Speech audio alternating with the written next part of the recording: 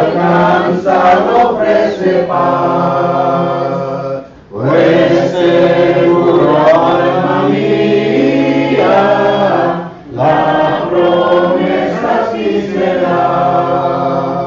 Bien alguno no veo, corrupción tan solo hay.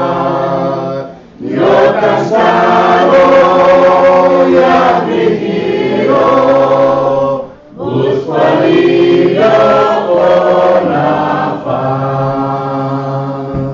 En el acta la paloma encontró reposar. Para mi alma tribulada,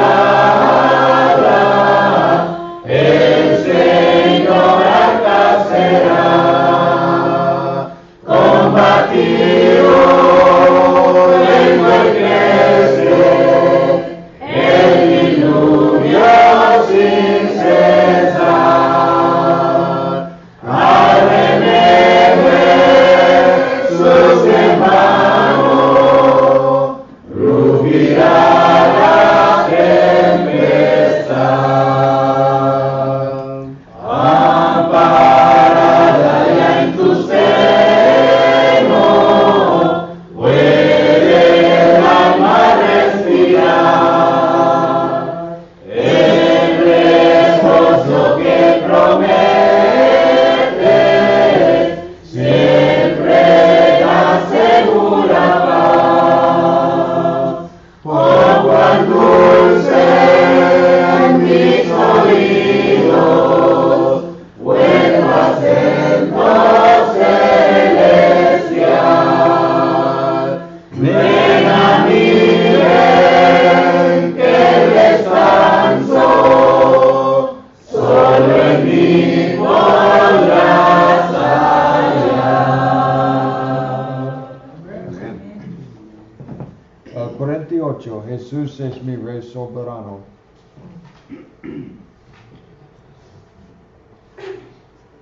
Jesús es mi Rey soberano. Mi gozo es cantar su loor. Es reírme de cual hermano. Es reírme parte su amor. Dejando su trono de gloria, me vino a sacar de la escoria, y yo soy feliz, y yo soy feliz por él. Jesús es mi amigo anhelado, y en sombra o en luz siempre va, paciente y humilde a mi lado, y ayuda y socorro me da. Por eso constante lo sigo, porque Él es mi Rey y mi amigo, y yo soy feliz, y yo soy feliz por él. Señor, que pudiera yo darte por tanta bondad para mí. Me basta servirte y amarte, es todo entregarme yo a ti.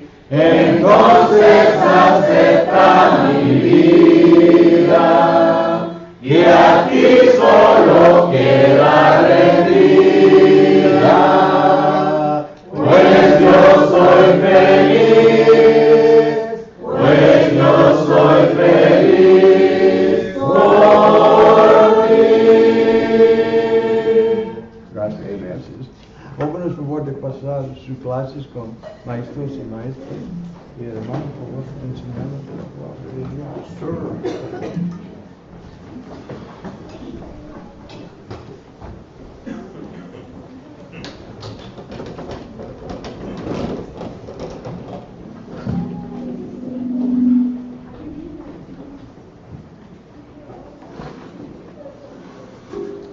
¿Cómo se sienten, hermanos?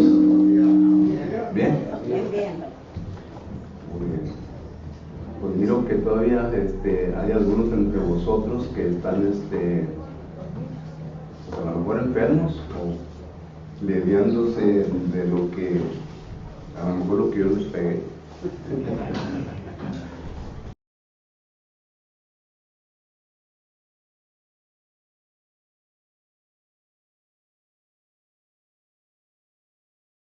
Por medio de Facebook hoy esta mañana, estamos contentos. Yo sé bien que el grupo de esta mañana quizás sea un poquito más grande que normalmente tenemos por causa de que hay varios que están ausentes entre nosotros y esperamos, ¿verdad?, que si acaso están aliviándose de alguna enfermedad, pues estamos aquí orando por ustedes para que pronto puedan salir de esta enfermedad y puedan encontrarse nuevamente con nosotros aquí adorando a nuestro Padre Celestial.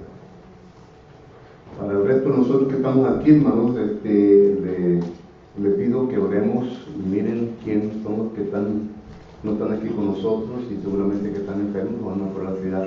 Yo sé bien que la familia Hernández anda en Benton ahorita, el hermano José Luis. El libro de Apocalipsis, el libro de Apocalipsis. Kevin me dijo, hermano, usted no pone el título ahí Apocalipsis y luego los hermanos pone, pues hermano, agarren su pluma y su lápiz y comiencen a notar, pongan sus notas. ¿Ok? Apocalipsis.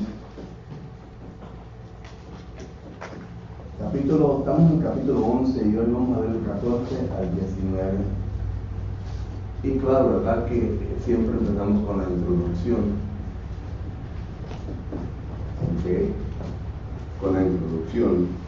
Y en la introducción simplemente quiero decir, ¿verdad?, de que ya estamos para terminar el capítulo 11 y ya vamos a entrar al capítulo 12, en donde vamos a ver de de Satanás y de la mujer y de otras cositas que nos esperan en el capítulo 12.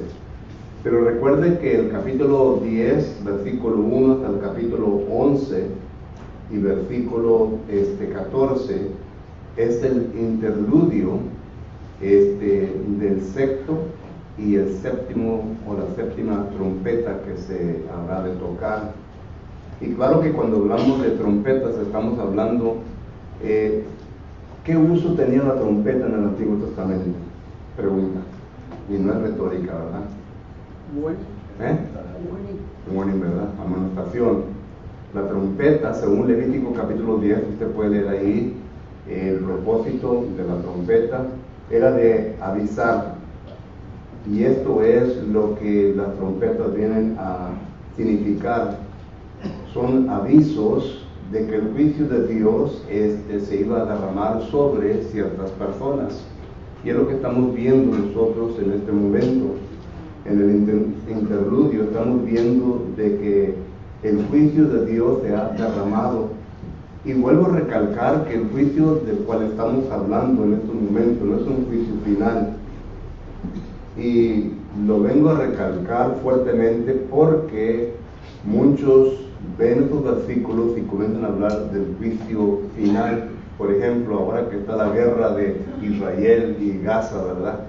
Estoy seguro que si usted escucha cualquier radio, programa o ve la televisión concerniente a programas religiosos, lo van a estar aplicando al libro de Daniel o al libro de Apocalipsis. Y van a estar hablando, ¿verdad?, que ya es cerca hasta fin. Una frase famosa que se usa siempre es rumor de guerra. Bueno, las guerras siempre las hemos tenido y aún todavía no se ha terminado este mundo y Cristo no ha regresado. Israel mismo ha tenido varias guerras antes de que se vino a constituir en 1948, ¿verdad? ya como su propio estado. Solo que esto no es lo que la Biblia enseña. No enseña sobre un juicio final, sino que juicios que miramos nosotros que Dios trae en contra de aquellos quienes están persiguiendo a la iglesia. Recuerden, el libro de Apocalipsis es para animar a los cristianos desanimados. Es como hoy en día, ¿verdad? Si acaso usted se pone a pensar de que cuando llegó el COVID, los sermones de todos nosotros después del COVID fue sermones de animarlos, de confiar en Dios, de que Dios estaba con nosotros. Usted puede escuchar todos los sermones después del COVID y son sermones en donde estamos tratando de estimular a los feligreses, a los cristianos, para que vuelvan a animarse y continuar adelante. Y aún así todavía yo he hablado con personas cristianas, ¿verdad?, que aún todavía no han regresado a la iglesia del COVID. Estamos hablando que 2019, 2020, ya estamos en 2023 y que no han regresado. La congregación donde predicaba mi hijo allá en California, Fremont, era una congregación de 150 miembros. Y la última vez que fuimos a visitarnos solamente tenía 10. No regresaron, la mayor parte no regresaron. Y se les llamaba y se les iba a visitar, ¿verdad? Y que el COVID, y luego la máscara, ¿verdad? Pero mirados en las tiendas allá andaban sin máscara. Solo que son sermones de ánimo, y es lo que estamos viendo aquí en el libro de Apocalipsis. En el libro de Apocalipsis estamos viendo nosotros en donde se está tratando de animar a los cristianos, y la persecución de los cristianos en aquel entonces, si acaso usted lee la historia secular, fue más severa que la de nosotros hoy en nuestros tiempos. Usted puede leer la historia, hay un libro, ¿verdad?, que se llama La historia de las catacumbas, y puede leer también la historia de Domiciano, puede leer también los hechos crueles del Imperio Romano, y se puede dar cuenta en cómo trataron los cristianos en aquel entonces, y nosotros no llegamos ni cerca a eso. Entonces miramos nosotros, ¿verdad?, que este interludio es con el fin de animar a la iglesia y decirle a la iglesia: yo soy Jehová Dios, que soy el Todopoderoso. Y aunque algunos de ustedes van a pasar por problemas en la vida, algunos de ustedes quizás mueran también, yo quiero decirles que yo estoy con vosotros hasta el fin. Ese es el mensaje que Dios quiere comunicarle a los cristianos en aquel entonces. Pero que entonces mirando nosotros en Apocalipsis capítulo 11, versículo 14, usted recuerda que dice ahí en 11:14, dice lo siguiente, dice: el segundo ay pasó, he aquí el tercer ay viene pronto. Usted recuerda en Apocalipsis capítulo 8, versículo 13, note lo que dice la palabra de Dios: y miré y oí a un ángel volar en medio del cielo, diciendo a gran voz: ay, ay, ay de los que moran en la tierra, a causa de los otros toques de trompeta que están por sonar los tres ángeles. Y miramos que desde el capítulo 1, del capítulo 9, versículo 1, hasta el capítulo 12, pasa el primer ay. Y el versículo 13, el 12 dice: el primer ay pasó, ya ha pasado un ay. Es un juicio de Dios en contra de aquellos que vivían en la tierra, los cuales eran los romanos. Y luego el 13 empieza el segundo ay, se toca la sexta trompeta, y miramos nosotros que aquí del 13 hasta el capítulo 14 dice: y el segundo ay pasó. Solo que ya van dos ayes que pasan, y son juicios de Dios en contra de la gente. Y ahora ya viene el tercero. Y este tercero, según el versículo 14, dice: he aquí el tercero ay viene pronto. Usted quiere interpretar la frase de versículo 2, donde dice, el patio que está, Apocalipsis capítulo 11, versículo 2, el patio que está fuera del templo, déjalo aparte y no lo midas, porque ha sido entregado a los gentiles y ellos hollarán la ciudad santa 42 meses. Los ayes interpretan este lenguaje figurativo. Los 42 meses, lo cual el versículo 3 lo pone de esta manera, por 1270 días.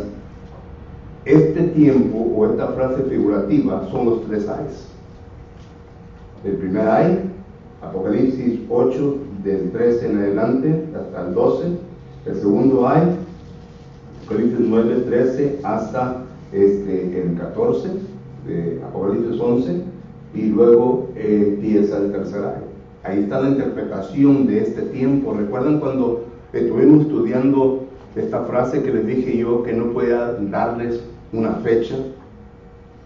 Por ejemplo, de 70 al 80 no podía, nadie puede ponerle tiempo, porque es una frase figurativa, solamente indica un espacio de persecución, un espacio en donde va a haber tribulación a los cristianos. Entonces estos ayes interpretan este espacio. ¿Y qué tanto tiempo estamos hablando? La última vez que estuvimos aquí, no sé si fue la última vez o la penúltima, pero estuvimos hablando de las persecuciones que han visto sobre la iglesia. Empezó con el apóstol Pablo, en el año 35, 36 por ahí. Hechos capítulo 8, versículo 4 dice que la iglesia fue esparcida por causa de la persecución a causa de Esteban. Y luego aparte de esa persecución viene la persecución de Nerón, cuando hubo la quemazón en Roma. Hechos capítulo 18, Priscila y Aquila vienen de Roma por causa de que fueron expulsados, por causa de que están persiguiendo a los cristianos. Y luego la segunda persecución, ya la persecución de Domiciano, la cual estamos considerando en el libro de Apocalipsis. ¿Cuándo se termina esto? Yo le pongo la fecha de Constantino, el año 325. Alguien más le puede poner otra diferente fecha. Pero la cosa es de que esta es la historia que ya ha pasado, y miramos nosotros que en el tiempo de Constantino ya la persecución a los cristianos ya fue un poco menor, pero todavía no eran perseguidos. Solo que entonces esto es la interpretación del versículo 14, los ayes, ¿verdad?, de los cuales habla. Y luego nota el versículo 15, dice, el séptimo ángel tocó la trompeta y hubo grandes voces en el cielo. Pregunta, ¿quién estaba en el cielo? Recuerden que esta visión empieza de Apocalipsis capítulo 4, versículo 1. Y vi, se abrió el cielo, Juan admiró, es una figura, va y mira. Y en el cielo, ¿qué es lo que mira? Un trono. Mira a 24, ¿qué? Ancianos. Mira a 4 seres vivientes. Mira la gran multitud. Apocalipsis capítulo 7, versículo 9 en adelante. Mira los 144,000. ¿Recuerdan esas figuras? Todos los números. Es la iglesia. Los 144,000 se refiere a la iglesia de Cristo. La gran multitud de Apocalipsis 7, 9 se refiere a la iglesia. Ya hablamos de eso, ya estudiamos eso. Y los 24 ancianos se refiere a la iglesia, porque representa ¿qué? El Antiguo y el Nuevo Testamento. Recuerden que en el Antiguo Testamento no hubo perdón de pecados.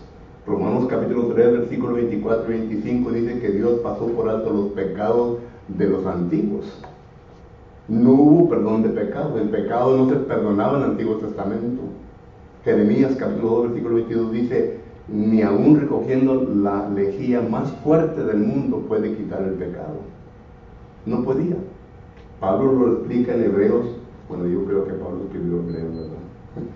En la carta a los Hebreos dice, capítulo 10, versículo 4, dice que el Antiguo Testamento o los sacrificios del Antiguo Testamento no pueden quitar los pecados del ser humano.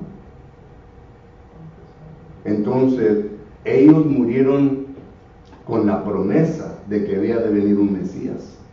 Y en esa promesa ellos iban a ser perfeccionados. Y es lo que el escritor de los Hebreos dice en Hebreos capítulo 11, versículos 39 y 40. Y le digo todos los versículos, hermano, porque el tiempo del paso ustedes los pueden juntar y los pueden leer. Ahí está el concepto. Entonces miramos nosotros, ¿verdad?, que son los del Antiguo y los del Nuevo Testamento. Los 24 ancianos son los del Antiguo y Nuevo Testamento.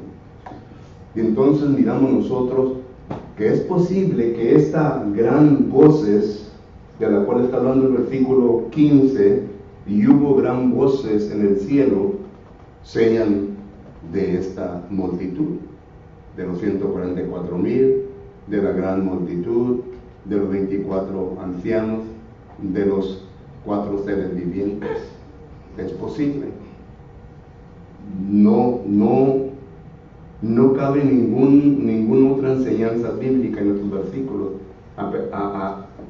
Pero miren lo que dice el versículo 16: y los 24 ancianos que estaban sentados delante de Dios. Esto da aún todavía más substancia al pensamiento o concepto que estamos elaborando en el versículo 15. Solo que si alguien más le dice, bueno, esta gran voz viene ¿dónde está la prueba? ¿Dónde está la prueba? Y estas voces que ellos vinieron a escuchar, ¿verdad? Son voces, como dice aquí, los reinos, todavía estoy leyendo el versículo 15, la segunda parte, los reinos del mundo han venido a ser de nuestro Señor y de su Cristo, y Él reinará por los siglos de los siglos. Ahora pregunta, ¿cuándo ocurre esto? ¿Cuándo ocurre esto? Los cristianos estamos reinando. ¿Mande? La palabra de Dios nos dice que los cristianos ya estamos reinando en la iglesia. Ok. Pero ¿cuándo ocurre de que dice, versículo 15 dice, los reinos del mundo han venido a ser de nuestro Señor y de su Cristo, y Él, Cristo, reinará? ¿Cuándo empezó Cristo a reinar sobre su iglesia? Hechos capítulo 2, ¿verdad? Dice que Cristo fue a sentarse a la diestra del Padre. Y digo todo esto, hermano, porque miren, aquí uno solamente tiene que mirar todas estas cositas para poder ver, ¿verdad?, de que la era milenia es el amilenio. Entendemos que hay el premilenio, el postmilenio, hay se me fue el otro nombre. Bueno, hay 4 doctrinas erróneas, ¿verdad?, que enseñan, pero la Biblia enseña el amilenio. ¿Ok?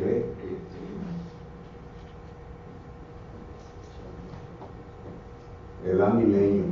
Y esto empieza cuando Cristo se sienta en su trono.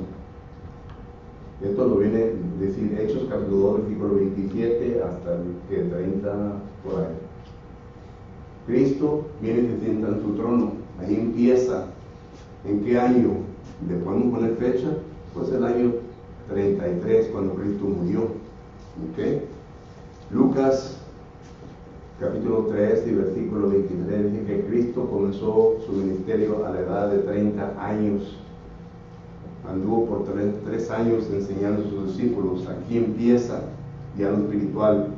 Hechos capítulo que es 1, el versículo 9 dice, los ángeles que están vestidos de blanco, dice, varones, ¿para qué miráis hacia el cielo, verdad?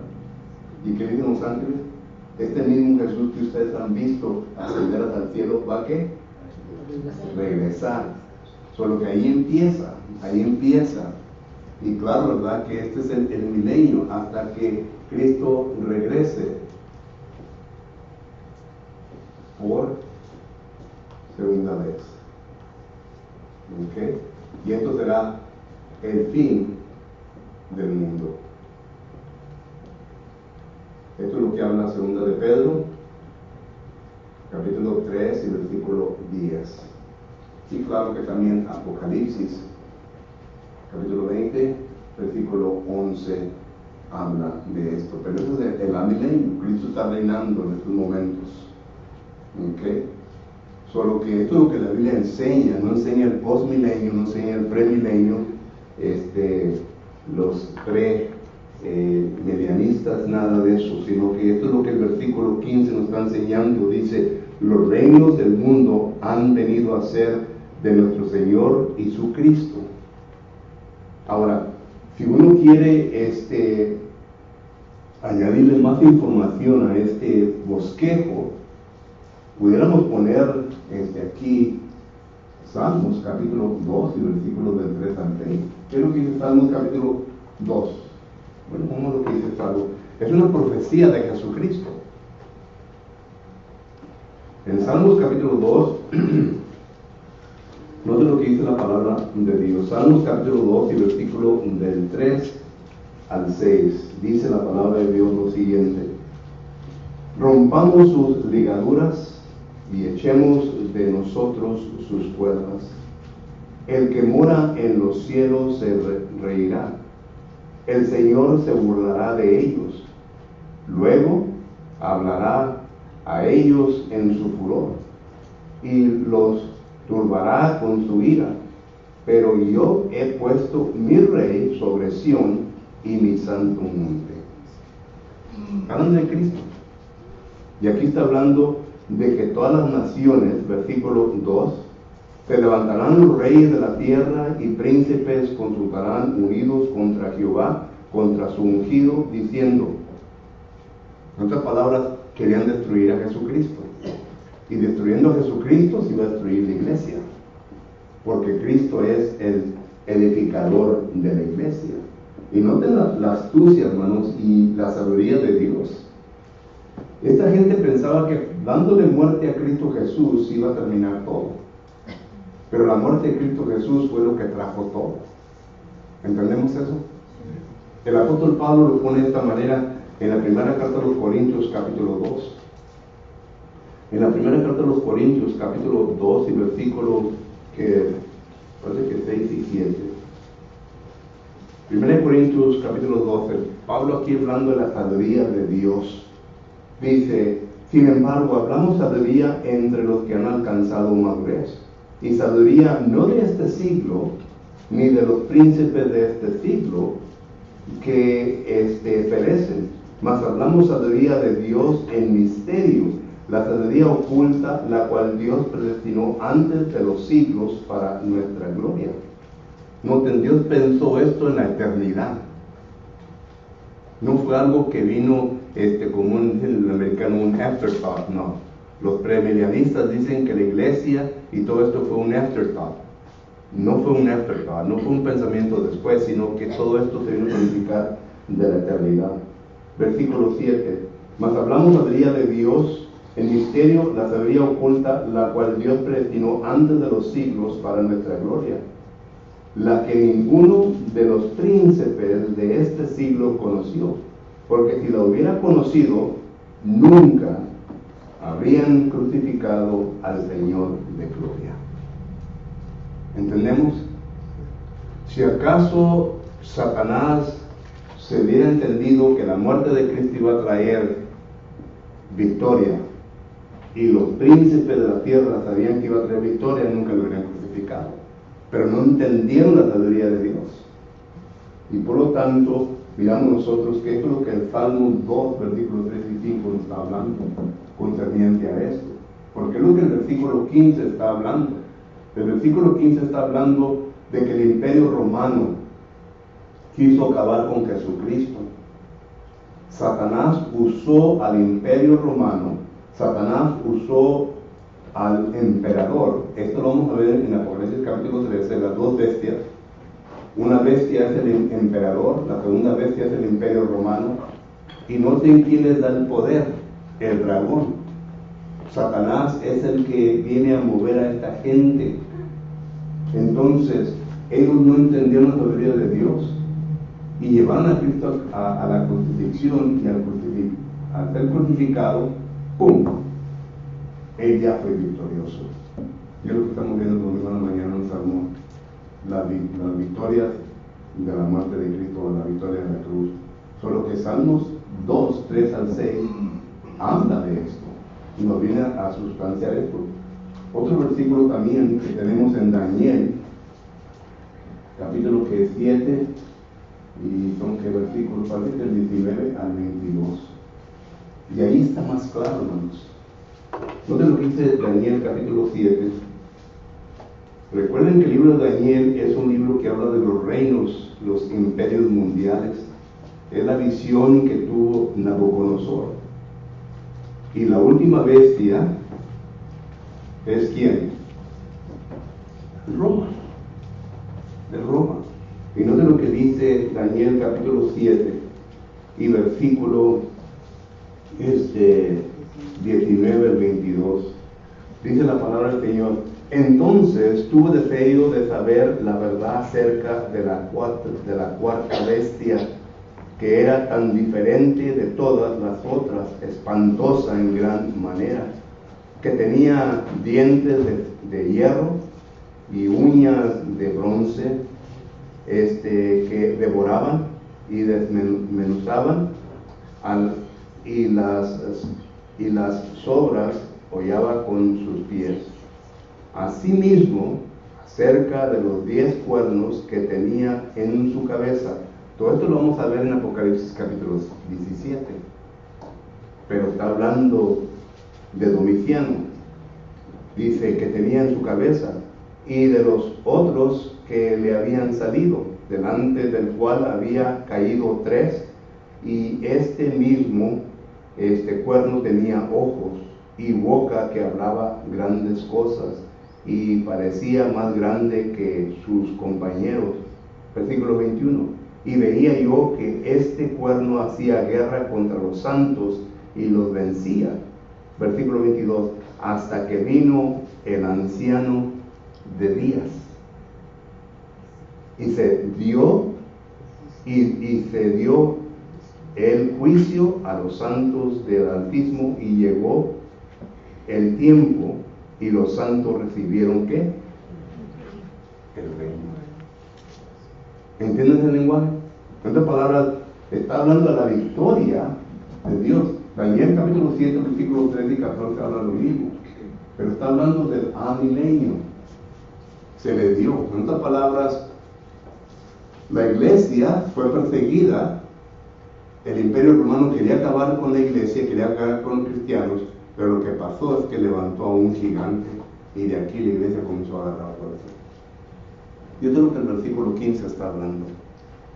¿Ok? Porque recuerden, hermano, la iglesia de Cristo, déjenme borrar esto aquí.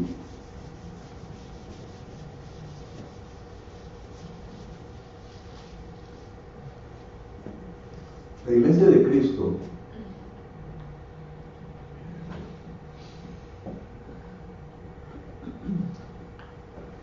empezó en el año 33 después de Cristo, ¿ok?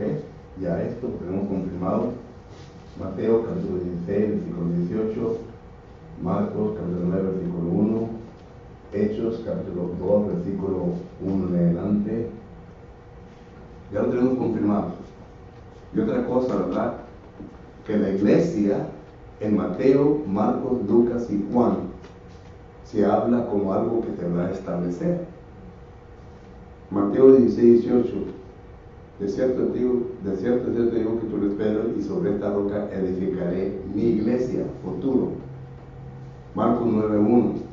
Hay algunos entre vosotros que están vivos que no van a morir hasta que miren el reino de Dios venir en poder, futuro. Hechos 2, 1. Dice que en ese momento se estableció la iglesia. ¿Por qué? Porque aquel versículo 47 dice: y el Señor añadía cada día a la iglesia. Ya se habla presente, ya no se habla de algo que se va a empezar. Y de este punto para acá, todo apunta aquí. Habla de la iglesia ya establecida. Entonces miramos nosotros que la iglesia establece en el año 33, pero entra en una apostasía.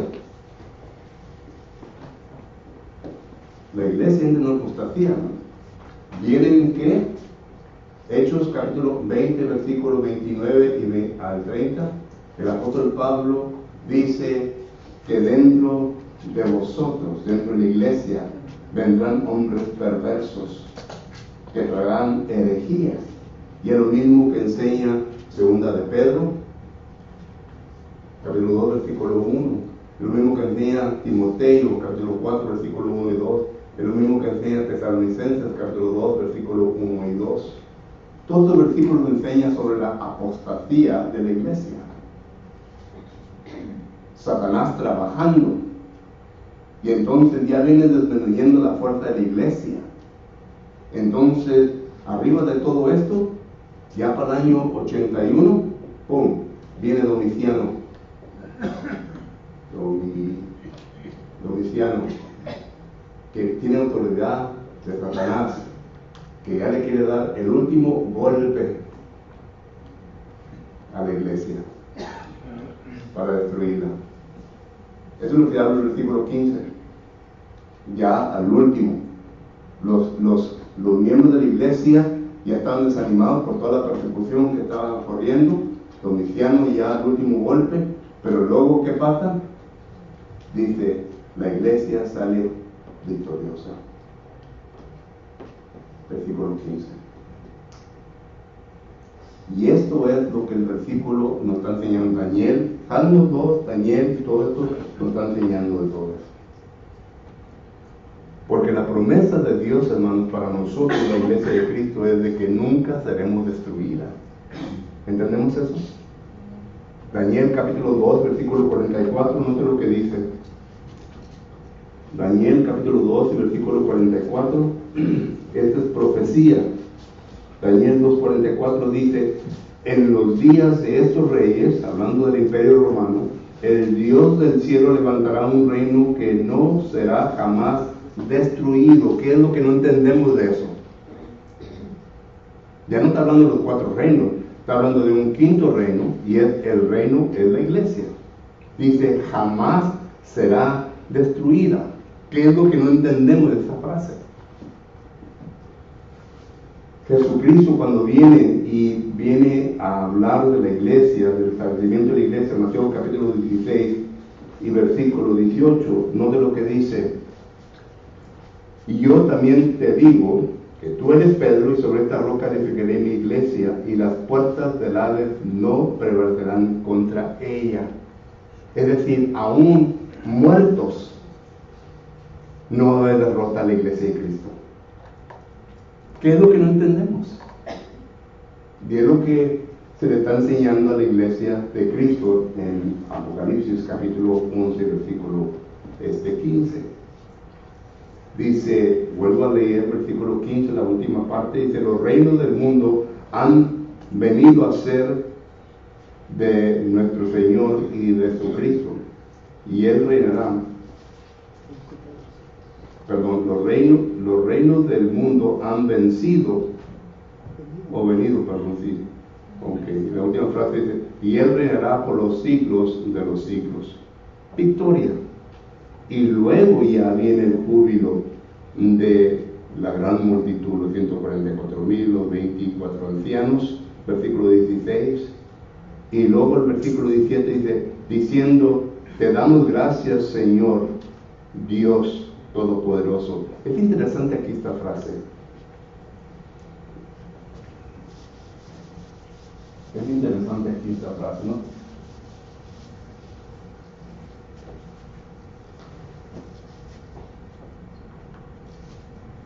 Señor, Dios Todopoderoso. Curios, Theos, no recuerdo la palabra griega, todopoderoso. Bueno, pero noten, Señor, Theos, todopoderoso. ¿A quién cree usted que se refiere esta frase?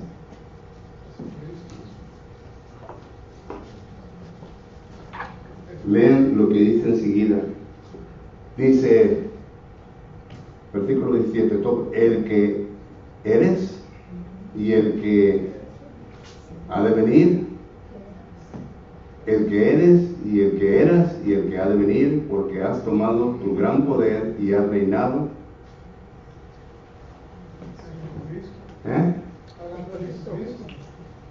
Está hablando de Dios, hermanos. Dios, la deidad. No de Cristo. Curios se le da a Cristo, ¿verdad? Pero dice, curios teos. Esto quiere decir que es la palabra equivalente de Elohim del Antiguo Testamento, que quiere decir la deidad. Son tres, son más de uno. Esto lo encontramos en Génesis capítulo 1, versículo 26. El Todopoderoso. Está hablando de la deidad, está hablando del Padre, del Hijo y del Espíritu Santo. Pantocrator no es. Pantocrator, todopoderoso. ¿Cómo? Pantocrator. Sí.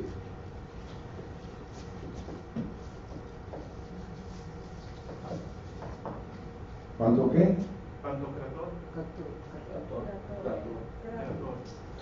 Pantoc. R-A-T-O. Bueno, ahí está. Eso es la palabra. Gracias, hermano. Bueno, hay por ahí va, ¿verdad? Pero es el Dios Todopoderoso. Y miramos nosotros lo que se refiere a la deidad. En otras palabras, va a reinar nuevamente ¿quién? El Padre, el Hijo y el Espíritu Santo. Va a haber este mismo poder. Porque ¿quién es el que era? Dios. ¿Quién es el que existe? Dios. En otras palabras, está hablando de la omnipresencia, de la omniscencia, de omnipotente Dios que tenemos, que es Dios el Todopoderoso. Y este es el que va a ser victorioso. Porque aquí está la culminación de tanto el Antiguo como el Nuevo Testamento, hermanos. Y los tres están trabajando. El Padre ha hecho todo lo que tuvo que hacer para poder hacer todas las cosas posibles para que el Hijo pudiera venir, ¿verdad?, y hacer su trabajo, que es de morir en la cruz. Y muriendo Jesucristo en la cruz, derramó su sangre, que hizo posible para poder que el ser humano pueda hacer hechura de Dios.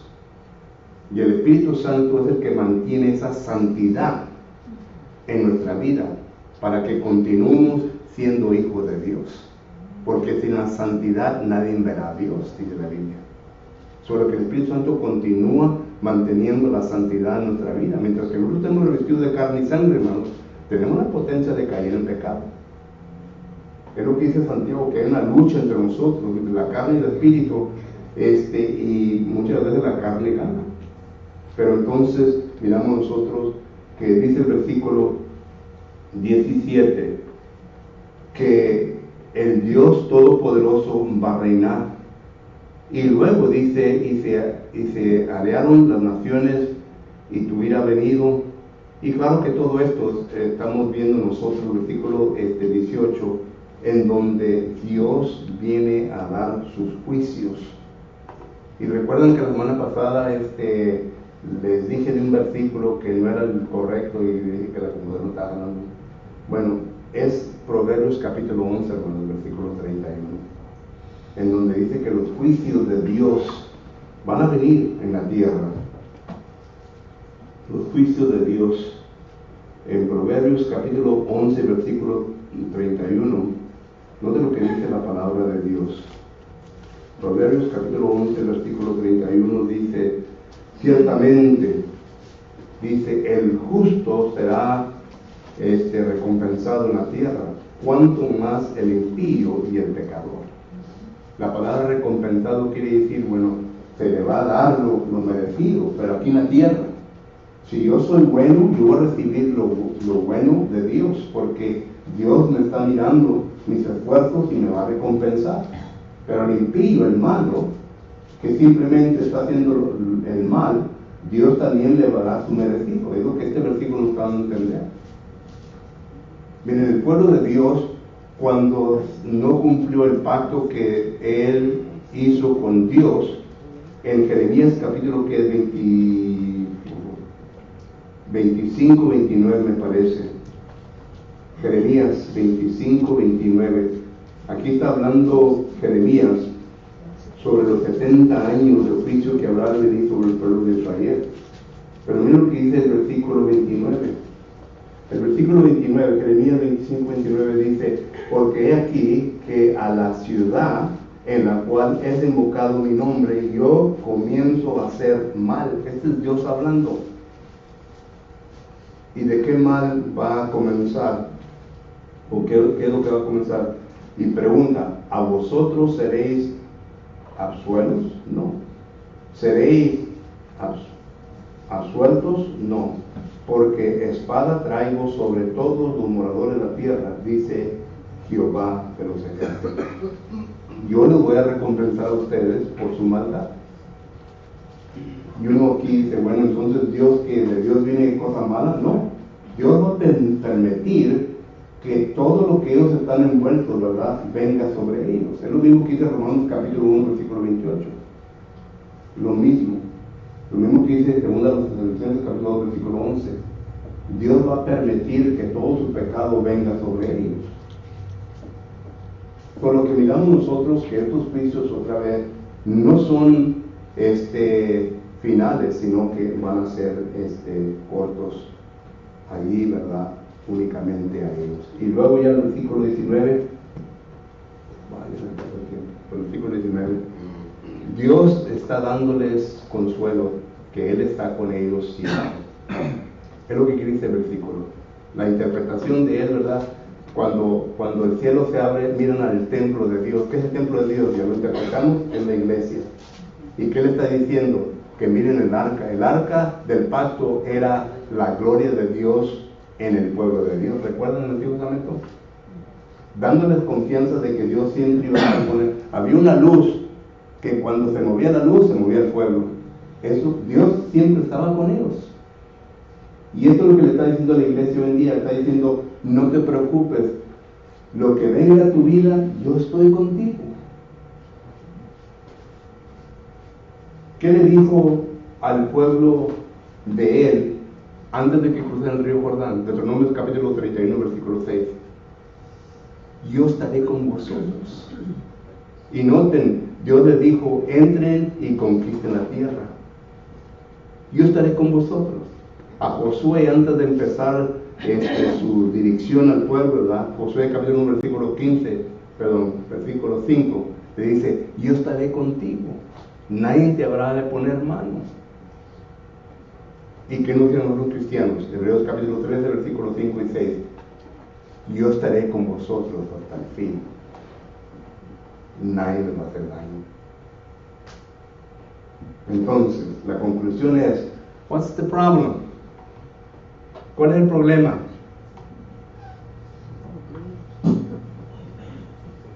Yo, mi poca fe en Dios. Mi poca fe en Dios. ¿Tú crees que Dios está contigo y que siempre te va a ayudar en los tiempos de problemas? Amén. Entonces, why don't you act like it? Lo que pasa a veces es que no fortalecemos nuestra fe. Entonces, porque no fortalecemos nuestra fe, hermano, cuando viene con la prueba, desmayamos. Se debilita la persona porque no estamos fortaleciendo nuestra fe. Es importante, hermano, alimentar la palabra de Dios y estar fortaleciendo nuestra fe, porque siempre la prueba ha venido, hermano. Y Dios nos da la victoria en Cristo Jesús, pero tenemos que creer en eso. Y para creer en eso, tenemos que fortalecer nuestra fe, nuestra convicción. Porque saben ustedes que cuando estamos en estos momentos no conocemos decisiones equivocadas. Dudamos. Dudamos, Dudamos. hacemos decisiones equivocadas, no pensamos en Dios. Y es cuando nos pasan los problemas. Y es lo que está pasando aquí. Bueno, el tiempo ya hasta se me pasó. Eso quiere decir que ya me alivié. Gracias por su tiempo.